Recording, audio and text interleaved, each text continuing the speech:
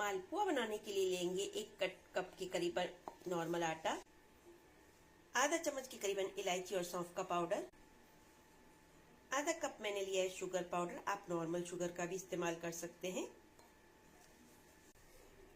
1 cup के करीबन मैंने पानी लिया है, लेकिन थोड़ा थोड़ा ऐड करके इसका एक पकोड़े के जैसा बैटर बना लेंगे।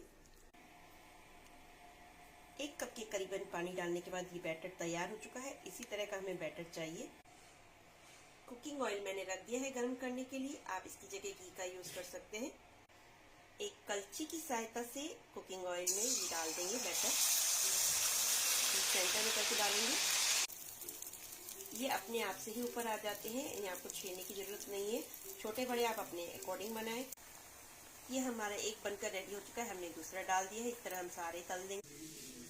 जूसी मालपुए बनकर तैयार है। इस पे मैंने सौंफ इलायची का पाउडर डाल दिया है।